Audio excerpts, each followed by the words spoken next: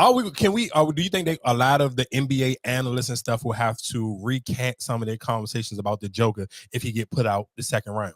And the reason why I say that is because think about it. Everybody always, he the best player in the NBA, and of course they did it to Giannis as well. So it's like sometimes you get caught up in the moment when the athlete is having his run, where you kind of jump out the window because you always looking to. And I'm not mad at them. You looking to kind of replace LeBron. Like we want to say who the next best player, who the player that everybody should watch their eye on. But you've seen so many people. Like even I was watching Shannon Sharp and Charles Barkley thing, and Shannon kind of was like, do you think the Joker already passed Dirk as the greatest European player of all time? So I'm like, all right, he got a ring, but the Dirk Nowitzki is I think he got pushed down because of LeBron. He number 6 on the all-time scoring list. Like nobody's gonna catch him. The only other player that's playing right now have a realistic chance of catching him is Kevin Durant, and that's only if he played for a certain amount of more years. And the way Kevin Durant playing right now, we don't necessarily know how long he got left in the tank.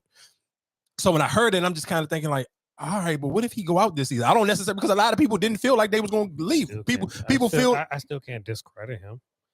I can't discredit him because I mean, at the end of the day, you did make a change. You did put something out there. You did do what you had to do. You did your numbers. No, I'm not saying discredit him, but do you think that they put too much extra sauce on him too early? That's what I'm saying. I'm not saying discredit him because I feel like you earned your sauce. You earned that sauce. What you do, because let's look at it. If you take it off of him, right, mm-hmm.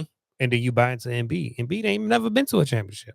Yeah, but I don't think nobody never said Embiid was the best player in the NBA neither. So I think that was like he won the MVP last year. He won the last MVP. That's what I'm saying. Like who else would you sit here and say, just looking at it, besides him, what, Giannis for the last 2 years competing for the MVP?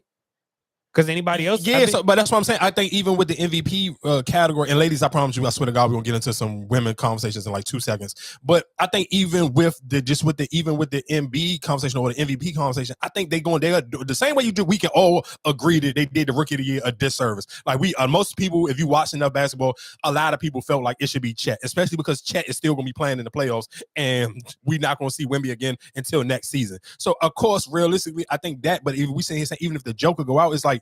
You never. What do you value? I feel like what do you value in this conversation? When you say the best player in the league or whatever the case may be? At the end of the day, much as I don't care for LeBron, but LeBron is right now is the best player because at the age of what he's playing right now, he's still competing. He's still putting up the numbers that having players that's younger than him not even putting up. So that's why I'm saying, what do you sit here consider as the best player? Are you just saying best player skill-wise or best player on the team, best player putting up the most numbers? Because at one time, James Harden was putting up 50 games. You know what I'm saying? Like, but that's my point. So when we I'm glad you brought it up because the numbers thing, and that's the thing that to me is where I'm just kind of like I'm not trying to knock him because I'm one of the people. Joker has earned my respect. He didn't put my Lakers out 2 years in a row, so I'm not discrediting him. But I do think they try to put a lot of extra sauce on him, and I'm not even making it a race thing because I don't think I told y'all when it comes to basketball, especially for men's, I'll be feeling like you niggas go hard on the white boys. Like you got to be extremely good for people to even talk about you if you white. And y'all know I love Dirk Nowitzki. I even watch how like Luka got to be the absolutely nuttiest dog of all times for y'all to even give him any type of credit. But I'm just sitting here saying it's crazy how they do the numbers thing because you discredit Russell Westbrook when he was doing the same exact thing. He was averaging triple doubles. Everybody you kind of like because Russell Westbrook didn't win the championship. So my thing of it is, okay, the Joker got one championship, but now he goes back into the regular conversation of like Giannis. But hold up, but here's my question. Guess who don't have any championship and won 2 MVPs? Steve Nash. But are we saying at that time was he's the best player in the league? No, he wasn't the best player in the league.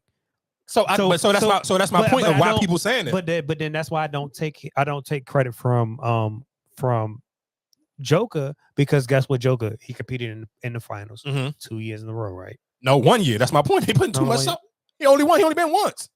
Okay. Oh. So he just went that way. So I'm counting ahead. Okay. And that's what everybody else was doing. And but he was still competing. Though he was still competing because you can't say that because 2 years in a row he got bumped out the playoffs early. You got to think about it. 1 year he got swept by the Warriors, and then the next year they lost to the conference. They lost to y'all. No, they lost to Phoenix. I'm not even talking about the bubble. I'm talking about after the bubble. They got the one year because Jamal Murray was still injured after the bubble. So that was the year I believe they still competed. They still competed. No, nigga, that first round they lost to the Suns. I mean, not the Suns, the Warriors. I want to say it was either 4-0 or 4-1. But that's when Joker first made his name in the bubble. Because that's when they Yeah, kept, yeah, they for was, sure. Every series they was down 3-1. Of course, yeah, They of course, down of 3-1. course, They for came sure, back, of course, won absolutely. it, extended the game. And I can't even say he made his name. I feel like Jamal Murray made his name in the bubble at that time because you got to think about this. That's when Jamal Murray and Donovan Mitchell was going back and forth that first round of the playoffs, and they was putting up like 40 and 50 every other night, battling each other. So, but like I said, I mean, cool. I like I said, I don't want. I just was something I wanted to kind of put out there just for people who listening, just to kind of think about, just like, we kind of got to watch this because especially if they get swept. Like they were right now. What's the score right now to the game while we recording? They down 42-22. So it's just like, dog. It's like, man. Shout outs to Ant-Man, dog. But that's why I just no shout out to him. What he's doing in the playoffs right now is definitely different. But then that's why I just sometimes, what do you really value? Do you value the name or do you value what you can do for my team? Because we even said that before coming in. The two key pieces that you lost this offseason was Jeff Green and Brown. Bruce Brown. Bruce Brown. You lost those key pieces to your team, whether you want to pay them or not. But it's just like sometimes you sacrifice too much to still keep the hype around your name.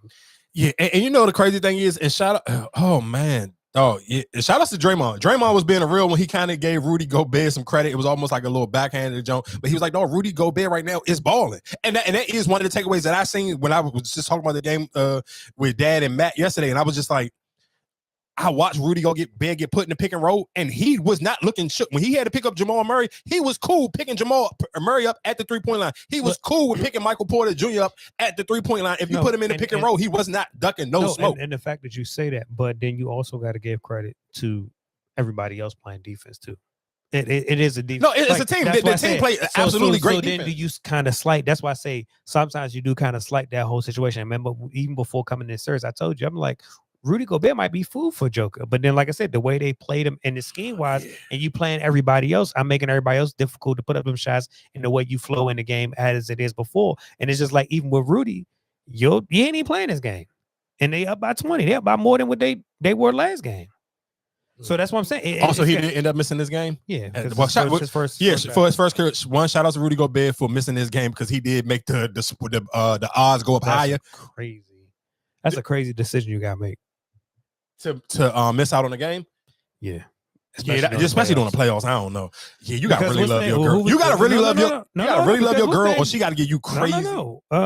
What's my man? That left the game right away because she went in the labor. Buffalo. Was it the Buffalo game? Who you talking about?